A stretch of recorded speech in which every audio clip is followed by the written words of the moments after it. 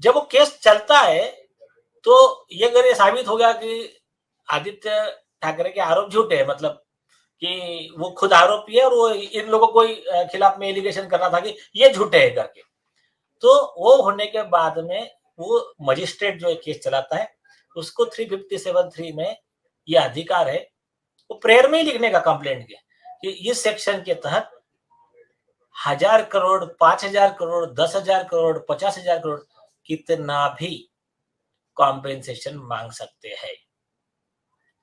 और एक लॉ एक यह है, इज्जत जो होती है हमारी, इमेज, उसको पैसों में नहीं आंका जा सकता।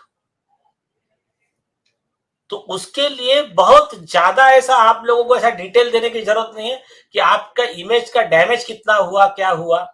ऐसे भी जजमेंट्स है, आपका इमेज उसके हिसाब से आपको जो सुटेबल लगे उतना कॉम्पेंसेशन आप मांग सकते हो।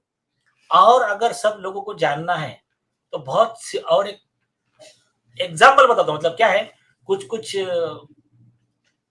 मतलब आधे पढ़े लिखे अनपढ़ वकील आ जाते और कुछ कुछ ऐसे ये आकर उसमें बोलने लगते, अरे यार ये ऐसा नहीं है, वो वैसा है, जो रोना रोना चालू कर देते।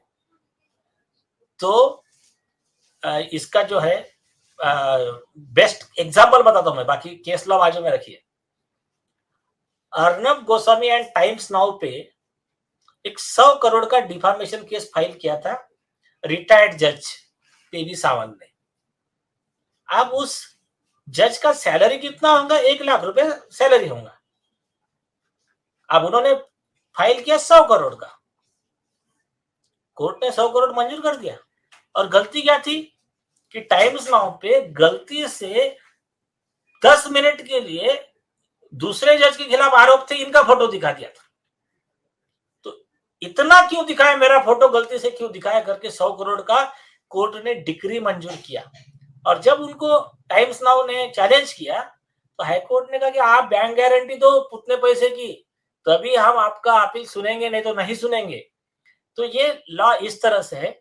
ऐसा बाहर मैदान में रह के पॉलिटिकल पार्टी ने एक दूसरे को गालियां देना, दूसरे पे कपड़े फाड़ना, वो चल जाता है। कोर्ट में ऐसा नहीं चलता है, ये इमेच्योरिटी है। जब हमने भी पिटीशन फाइल किया, हमने 100 बार वेरिफिकेशन किया डॉक्यूमेंट्स का, प्रूफ्स का, जो एलिगेशन थे उसकी लीगैलिटी और अधिकारियों से कंफर्म किया। उसके बाद में हम कोर्ट में गए। और आज पूरा देश देख रहा है, बहुत सिंपल केस है, या तो वो प्रूफ दे और हमारे क्लाइंट के खिलाफ केस कर दे, नहीं तो अपने गुनाह मान ले और अंदर जाने की व्यवस्था कर ले। ये इतना सिंपल केस, आगे अभी दूध का दूध पानी का पानी हो जाएगा।